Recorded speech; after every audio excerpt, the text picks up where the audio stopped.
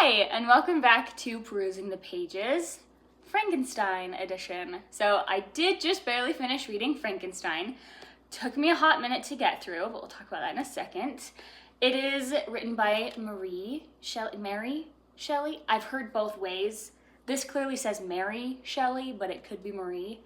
Not sure about that. This is one of those classic books that I felt like everybody read when they were in high school, and I never did. So I picked it up. It was part of a horror collection of books that my husband bought me as a gift, and I picked it up, started reading, and it took me a minute, but I enjoyed it. It was good. Frankenstein is one of those stories that everybody's heard, right? Everybody has heard of Frankenstein's monster, Frankenstein's bride. It's in countless variations of cartoons, movies, even different books and media like that. There is even a theme park now in Universal Studios dedicated to classic horror monsters, including Frankenstein. This book was an easy read. It's not terribly difficult to understand, unlike some of these older novels that have a little bit harder language to follow. It's not a super easy read. You do have to take a little bit of time to digest what you read, but it's not difficult at all. The book itself is split into 3 different volumes. It starts with your introduction to the Frankenstein family and then follows Victor as he creates his monster and the fallout from there. The second volume is mostly told from the monster's perspective, how he learns who he is, learns to survive, and then how he tracks down Victor again. And the third volume is the fallout from those two meeting. They fight, people die, basically everybody dies at the end of this book. But it was pretty good, pretty easy to read. I did annotate most of my book just to make it easier for me to read, but I wouldn't necessarily say that that is a requirement for this book. It's not that dense. The information is not that heavy. This story follows a Mr. Victor Frankenstein as he sets off for school. He's young and full of promise. He's eagerly awaiting to acquire more knowledge off at college. He is leaving a slightly grieving family. His mother has just passed away. And at this point, he is quote-unquote promised to his cousin Elizabeth, who he does mention frequently. She's one of the light of his lives, all that jazz. However, once he begins his studies, his pride takes over and he vows to discover sciences previously thought impossible. He wants to create life, and he's studying at this university. He gets so engrossed in his studies. Food, sleep, anything else going on in the world, not important, doesn't matter. He is engrossed in what he's learning. So as a teacher, pop off, bud. Super proud of you for that. Eventually, he does manage to achieve his goal. He creates life. He has all these different corpse pieces that he has mutilated together, and it is not explicitly told how he creates life. So this is where it varies from a lot of the adaptations. There's no mention of lightning, and there's no mention of electricity, no mention of anything. It's just, oh, bam, presto, voila, he has made life. Look at that. And he immediately gets horrified about what he has done. He is thrown into a panic attack. He literally leaves the house fleeing in terror and doesn't return for a couple of days because he's terrified of the monster that came alive is still there.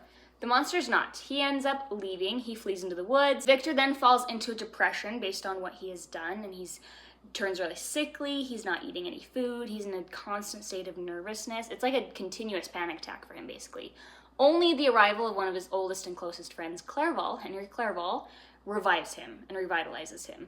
He gets nursed back to health by Clerval, who is kind of an Igor type of character, but not really. They're just friends in the book. And eventually they make a return to the hometown. However, while he's there, his younger brother dies. The blame gets placed on the servant girl in the household who was a close friend of Elizabeth. She dies as well. Victor, in a state of total grief and depression, hikes up into the mountains, and there he is confronted by his monster, where he learns, as he always suspected, that his monster is the one who killed Victor's youngest brother. His monster also planted evidence to blame it on the servant girl. And we get his story, the monster's story of how he's been living. He lived in a shed for a French family for a while, for a couple years, slowly gaining consciousness and learning to speak I think, French. I'm pretty sure they're speaking French the entire time. He learns to speak, he learns to communicate, he learns that he is an abject horror to regular society, and when he does try to reveal himself to this French family that he's been living in their shed, they run in terror and sell their house and never return. So then he wants to take revenge on Victor for creating such a monstrosity and leaving into the wolves, which is why he hunts down the Frankenstein family, kills the boy, and now he's sitting there begging Victor, please make me a mate. I want a bride. I want someone just as disgusting as I am so that we can live in peace, away from humanity, away from all of society.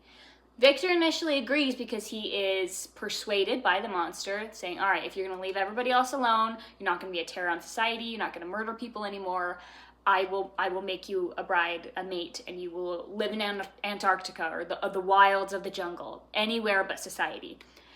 So Victor returns back to his studies. He goes to England this time and catches up on the sciences that he's behind, starts making this Frankenstein bride. Right as soon as he's about to finish, he realizes that, oh my gosh, maybe it's not morally right that I'm making another body, another monster to be shunned by society that goes against the laws of nature, and destroys the corpse. The monster sees this, gets mad, takes it out on Henry Clerval, who is traveling with Victor, kills him. Victor gets blamed. Victor eventually gets freed from prison. He goes home. He marries Elizabeth. On their honeymoon, the monster kills Elizabeth, comes back, kills Victor's father. Victor sees all this, goes into a state of pure rage, and spends literally the rest of his life chasing down the monster to kill him for revenge on killing the rest of his family, even though it was kind of all Victor's fault. Eventually, they are both in Antarctica, and Victor dies due to just failing health and lack of spirit at this point. The monster comes in on his deathbed, sees that Victor has died, and says, well, my point of life is over. I no longer have any reason to live, and he kills himself too. And the captain of the ship is just left in confusion. And that's how the story ends. So the main characters that you follow are obviously Dr. Victor Frankenstein. You follow Frankenstein's monster, who never receives a name. He is never named. He is only referred to as the demon, the monster. You also have Elizabeth, who is very important to the story. She represents all the good and the light left in Victor's life, till she dies. And Clerval, who is his best friend and also sees the beauty and the spark of hope in everything. Did I like this book? I did. I enjoyed reading this book. After I finished, I felt very satisfied and very accomplished, like, huzzah, I have finished this great story. Was it super fascinating? Not really. I mean, it was, because where else are you going to read a story like this? But no, because I'm a very big fantasy reader. There's not a lot of fantastical elements in this. It was more a study or perspective on human nature and morality as opposed to the fantastical story elements of it. The reading, again, like I said, was fairly simple. It wasn't difficult to understand, but you do have to take your time with it. It was written in the 1800s. Takes a minute to get through their different usage of words. I believe Frankenstein only took me about 2-ish months to get through. So it's not super long. It's only about 200 pages, but I just took time to get through it, right? I was annotating it, and once I started annotating it, it was a lot easier to get through. There's 2 chapters at the very beginning of this book that are just letters from the captain to whoever, his sister or whatever, and they about killed me. I about DNF'd this book because of those first 2 chapters. Those were rough letters to get through, super boring. But once the perspective shifts to Frankenstein, to Victor, and seeing him begin his journey, things pick up and get more interesting. Out of 5 stars, I would give this like a 4.7. It is very fascinating. It's not super captivating. I do recommend reading Frankenstein, if only for the fact that you can say you read Frankenstein. It's not the most interesting book, but it offers some really interesting perspectives on morality, human nature. Overall, I enjoyed reading Frankenstein. It was a book. I'm glad to have read it. I don't think I will reread it, at least not for a long time. However, I enjoy that I am now that much smarter and that much better than everybody else. What morals does Frankenstein lose throughout the story? And how does Victor change throughout the book? So some of the morals that he starts with, they're very few, might I add. He doesn't start with many morals. He loses most of them. He does, however, have the morals and values that family is important to him. His studies and acquiring knowledge are super important. That's about all he begins with. Not much else, because immediately upon leaving his family and acquiring knowledge, he loses all of the other basic moral standpoints that humans should have. He's messing around with sciences. He creates life somehow. Thought only God could do that, but then he immediately turns his back on his life, this life that he has created. He shows no compassion. He shows no mercy. He shows not an ounce of grace or thoughtfulness at all. It's a good thing his wife died, because I think he would have made a terrible parent, based alone on making a monster. Victor does change throughout the book, and that is interesting to see. He starts off kind of bright-eyed, but very, very obsessive. He has no other eyes or goal besides his project and making a monster. As soon as he does that, his entire soul fails him, basically, and he is left near brink of death. He feels a lot of shame and a lot of guilt about what he's done, but he's not willing to put any actions to those feelings. He just wants to wallow, be depressed, grieve his family members who have died, which, fair, but he's unwilling to actually change what he's done or change any of the values that he has. Because he gives into the monster and says, all right, I'll make another one. I'll make you a bride. I'll make you a mate. Immediately folding. He is such a coward. He's the most cowardly character I've read about. He cannot stand his ground. He has no moral compass. Quite literally, zero moral compass. He can't confess to any of his sins. He can't own up to any of his mistakes. And at the end of the book, he goes back to those compulsive and obsessive tendencies, chasing down this monster, instead of realizing that he has caused so much destruction in all these lives, and learning to move on from that. He chases down the monster until it literally kills him. And even then, he does not die a peaceful death. He dies saying, I have nothing left for my soul to go off of. I see these family members that I've inadvertently killed. I hope they'll forgive me. They're all that's been getting me through this. And it's like, I'm sorry, you're family members and you are not the only people in this world. There are millions of other people that this monster could have terrorized, and you chose to do literally nothing about it. My next question is, why does everybody focus on the monster? Every adaptation that we have from Frankenstein is about the monster. It's not really about Dr. Frankenstein. At least not many of the adaptations are. The story that you hear about Frankenstein is the monster. In fact, the monster in current culture is called Frankenstein. In the book, he never receives a name. In fact, the only other way he's referred to besides monster is demon.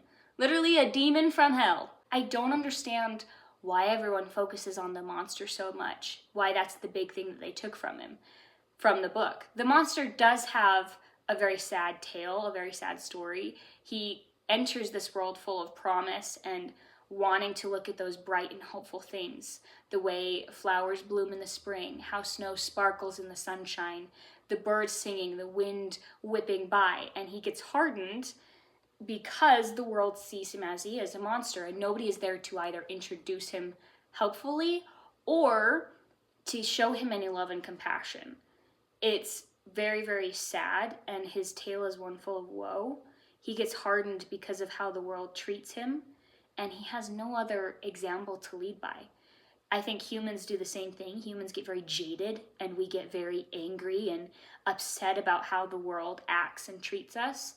The difference is we have parents, we have families, we have role models and guides and leaders to show us to look on the bright side, to keep us morally grounded, to keep you balanced. The monster never has that. He swings from one side of the pendulum to the other, so full of light and hope and promise, and swings immediately into despair and rage and revenge. There's never any middle ground for him. It's a tale full of pity. But that's not the story that you hear. In modern culture, you just hear about this ugly, disgusting monster because it's more interesting, and that brings that horror and that scary element into it. When really, Dr. Frankenstein, Victor, is the monster. What kind of sick coward spends so long studying how to create a life and cannot even own up to the fact that he is now in charge and responsible of that life? He shudders away from this responsibility that he has, and he shows no compassion, no mercy, offers not even an ounce of grace to this monster when they finally meet again after a few years. And instead of owning up to that responsibility and saying, it's my fault you've turned out this way, let me lead you, let me guide you, let me show you what the world can be, he looks at him in disgust. He calls him a demon from hell. Well, if he's a demon from hell, sir, what are your hands like? Are you Satan himself? Because you made him. He understands none of it. He takes no responsibility, despite calling down curses upon this monster that he himself created. I don't understand. I don't understand why Frankenstein has become, or the monster has become, the terror that we've taken from this book, and not Victor.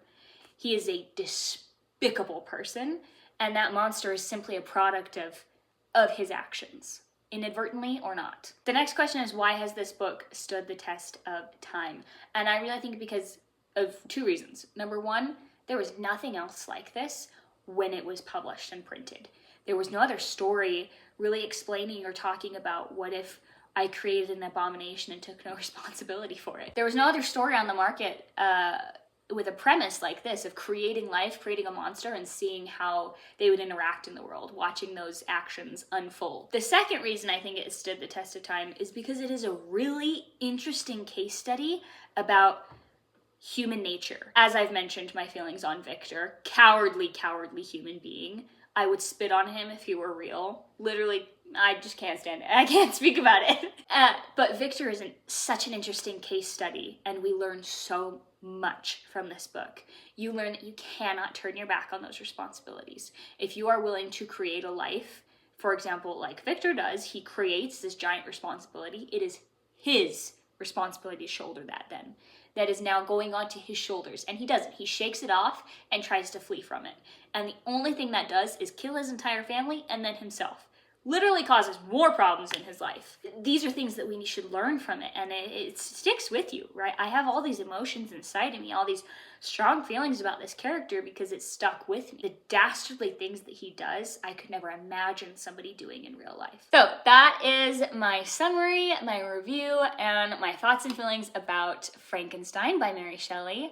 I thought it was very, very interesting. I do recommend reading it. It is a very fascinating read. It's not the easiest, but it is interesting to get through. There are a lot of fun discussions that can happen after reading this book. If you've read it, let me know. What are your thoughts on Victor Frankenstein? Are they different from mine? Because I have heavy opinions on his character. Why do you think the monster ended up how he did, very jaded and angry and revengeful?